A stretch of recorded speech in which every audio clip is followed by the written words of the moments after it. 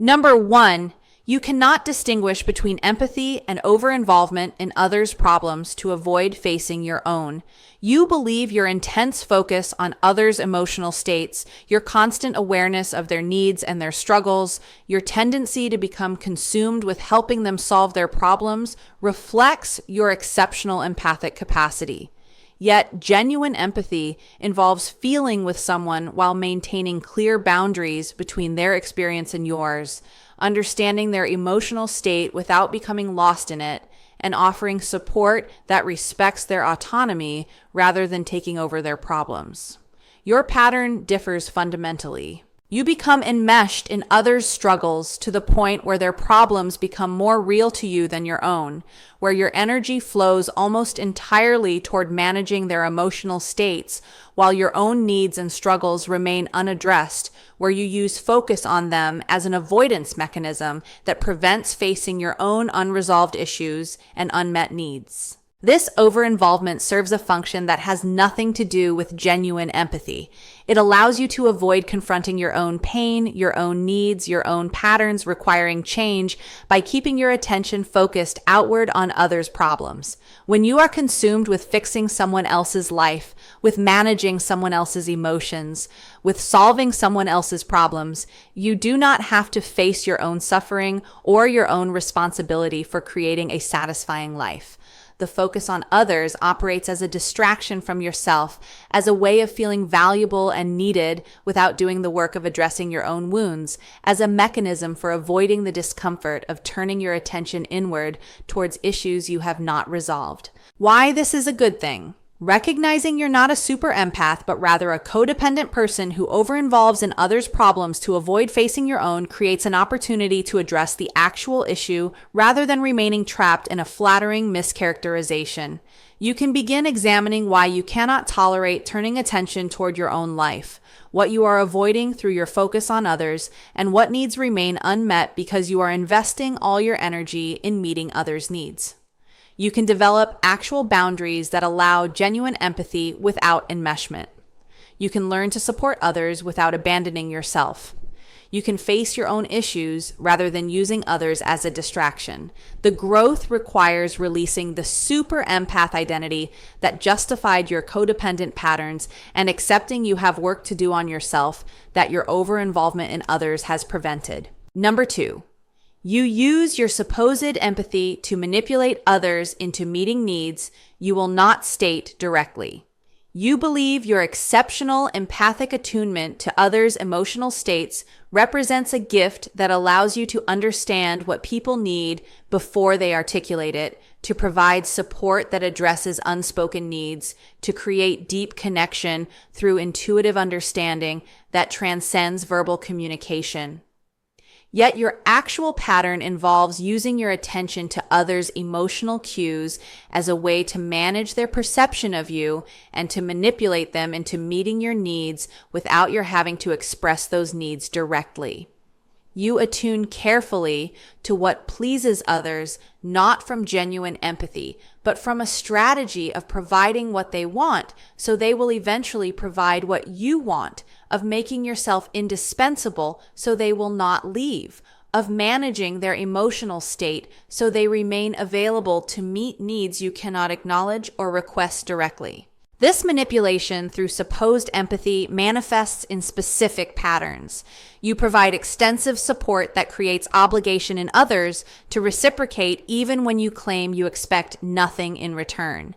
You attune to others' needs carefully while becoming hurt or resentful when they fail to intuit your needs with equivalent accuracy.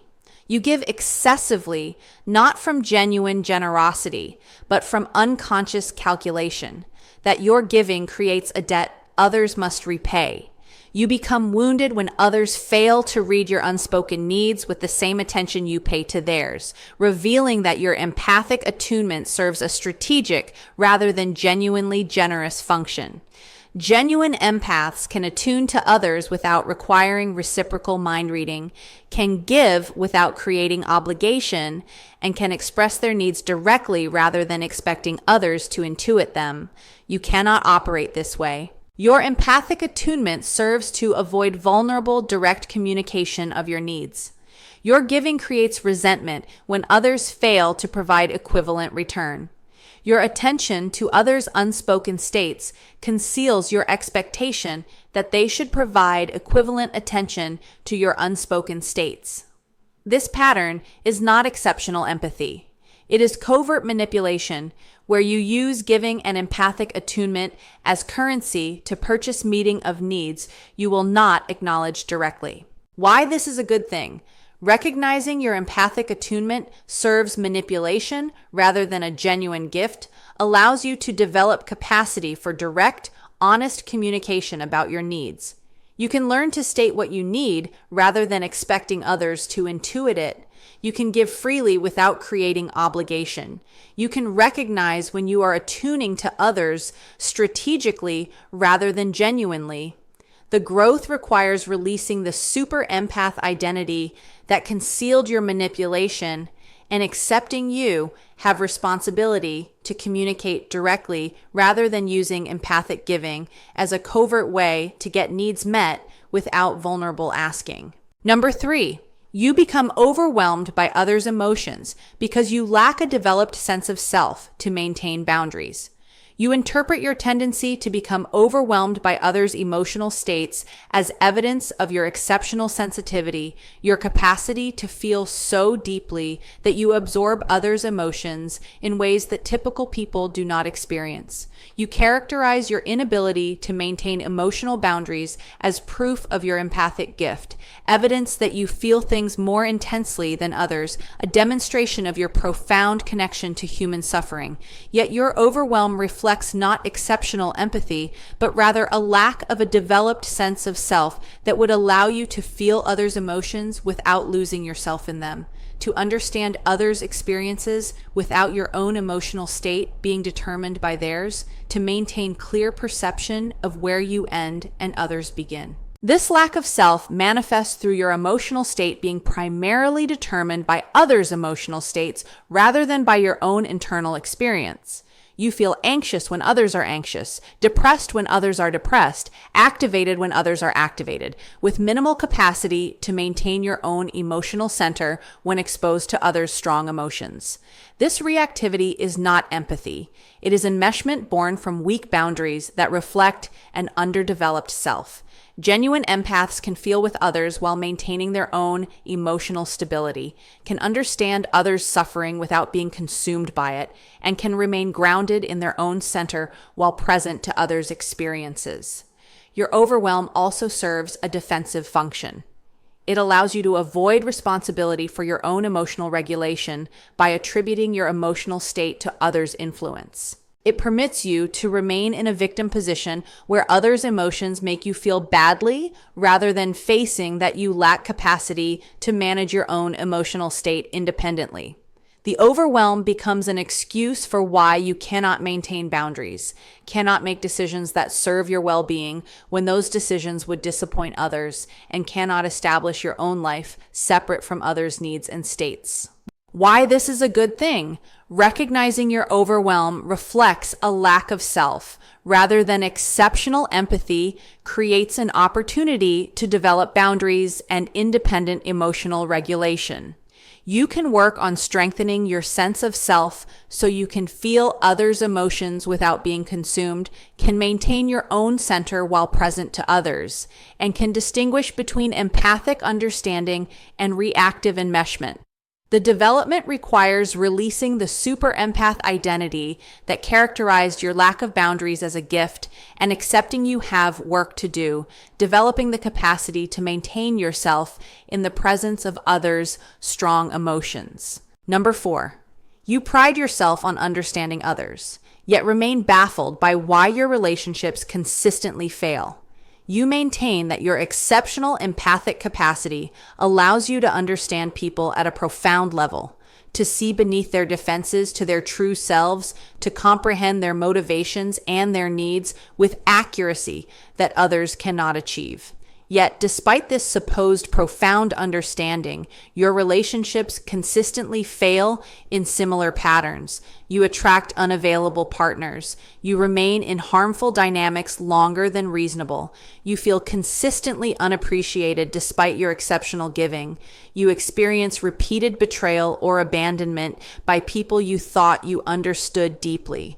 This pattern reveals that your supposed exceptional understanding is actually projection and fantasy rather than accurate perception, that you see what you want to see rather than seeing what is actually there, that your empathic claims serve to justify your poor relationship choices rather than reflecting a genuine capacity to understand others. The disconnect between claimed understanding and repeated relationship failure exposes that you are understanding an imagined version of people rather than actual people, that you are projecting your wishes and your needs onto others rather than perceiving their actual qualities and capacities, that your empathy serves fantasy rather than reality.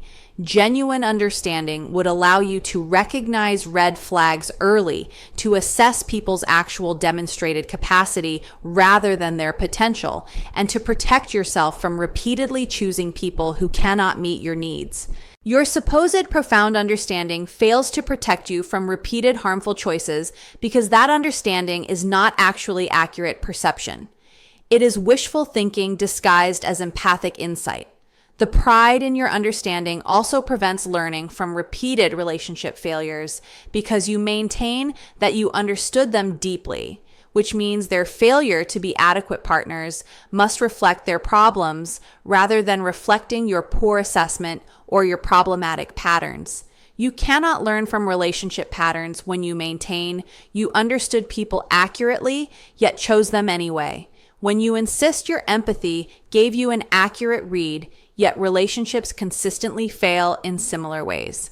The super empath identity prevents the honest assessment that would allow different choices. Why this is a good thing.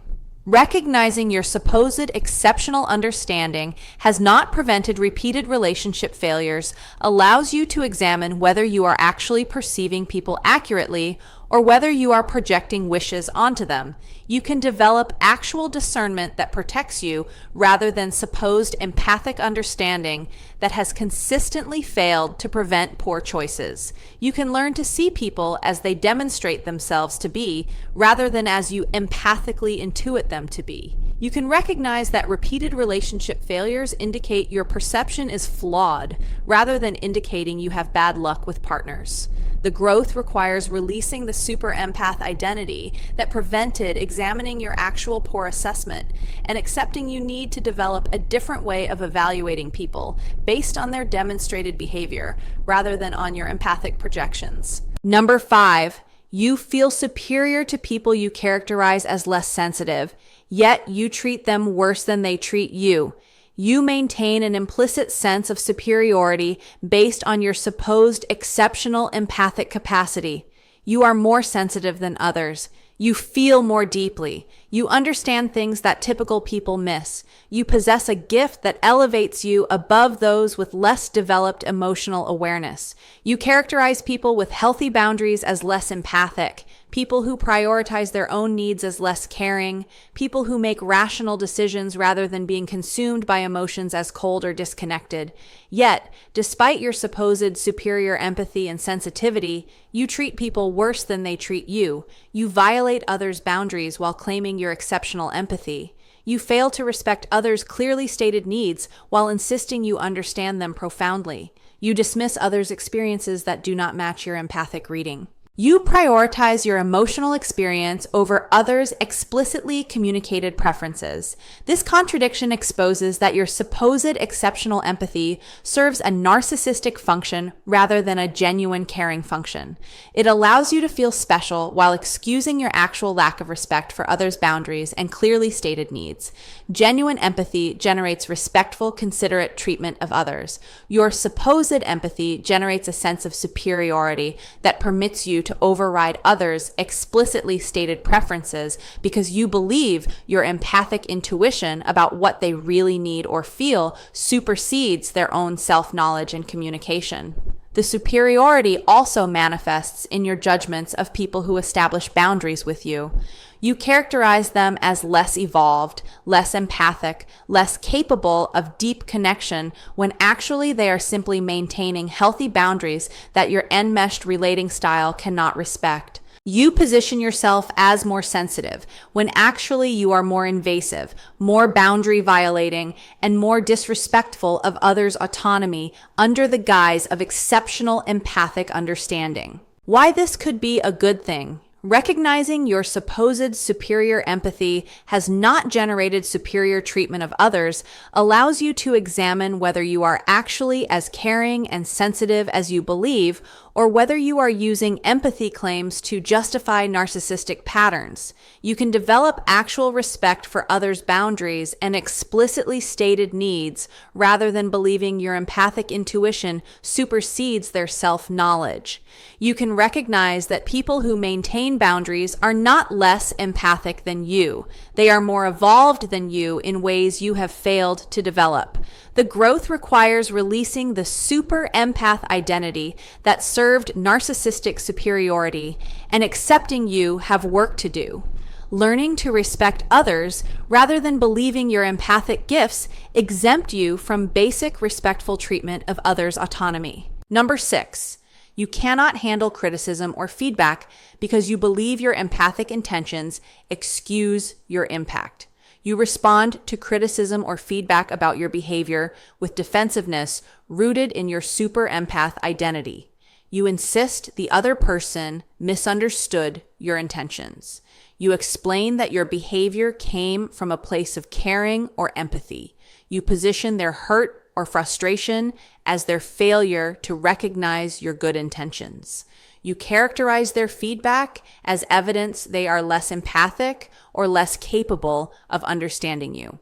You believe that because you intended well, because you acted from a place of supposed empathy, the actual impact of your behavior is irrelevant or is the other person's problem for misinterpreting your good intentions. This defensive response reveals that your super empath identity serves to protect you from accountability rather than generating genuine care for others' experiences. Genuine empathy would allow you to hear that your behavior harmed someone and to feel appropriate remorse even when you intended it well, to recognize that impact matters regardless of intention, and to take responsibility for adjusting your behavior when it harms others.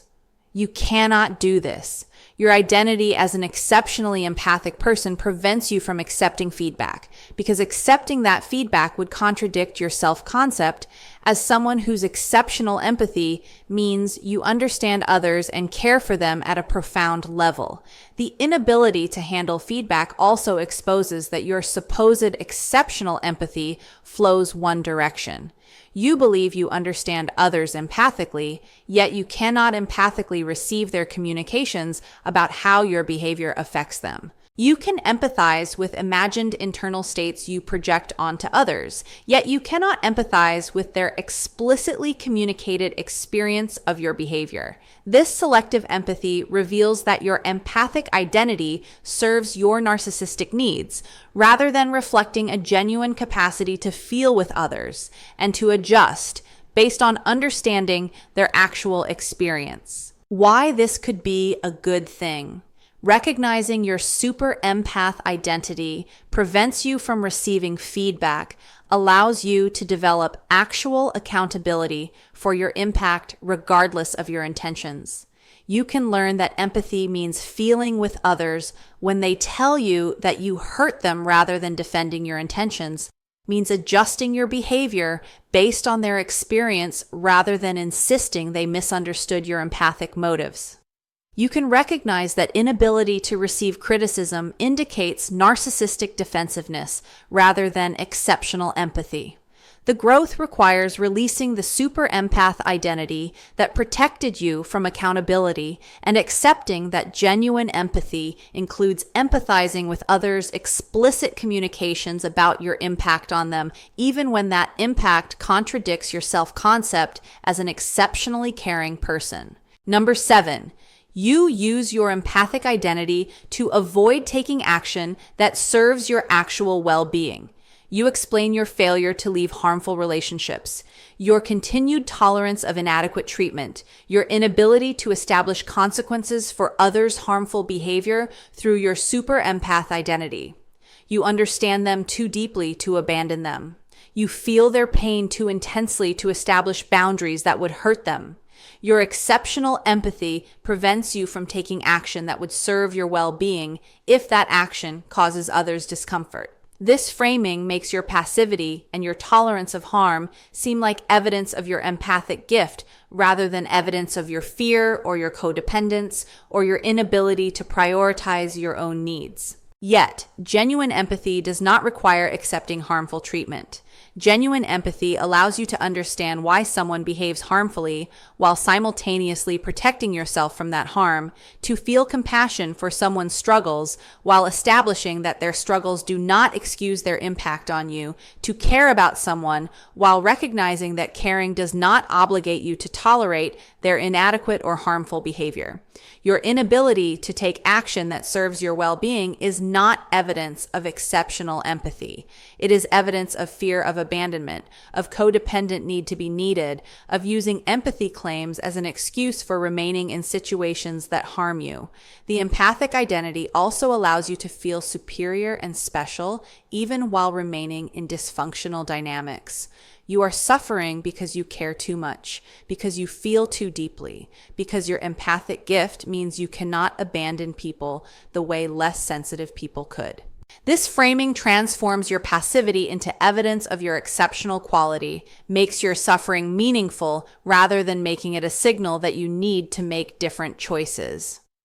The super empath identity keeps you trapped in harm while maintaining that your entrapment reflects your gift. Why this could be a good thing. Recognizing your empathic identity serves as an excuse for passivity, allows you to examine what actually prevents you from taking action that serves your well-being. You can face your actual fears, fear of being alone, fear of being seen as a bad person, fear of others' disapproval, rather than hiding those fears behind empathy claims. You can develop the capacity to protect yourself while maintaining compassion, to leave harmful situations while caring about the person you are leaving, to recognize that genuine empathy includes empathy for yourself and your own suffering. The growth requires releasing the super empath identity that justified your passivity and accepting you have responsibility to act on your own behalf, even when action causes others discomfort. Number 8. You attract narcissists not because of your empathic light, but because your lack of boundaries makes you an easy target. You explain your pattern of attracting narcissists or unavailable partners through a narrative that positions your exceptional empathy as a magnet that draws damaged people who need your healing gifts, that characterizes your empathic light as something narcissists seek to consume or exploit. This narrative makes your pattern seem an inevitable consequence of your gift, rather than a consequence of your behaviors and choices. Yet you attract narcissists, not because your empathy draws them, but because your lack of boundaries, your tolerance of inadequate treatment, your tendency to overgive without reciprocation, your willingness to accept minimal effort while providing maximum accommodation makes you an ideal target for people seeking someone to exploit. Narcissists do not seek empaths specifically. They seek people who will tolerate their inadequacy, who will accept their minimal investment, who will accommodate their patterns without establishing consequences, who will provide narcissistic supply through attention and admiration without requiring reciprocal provision.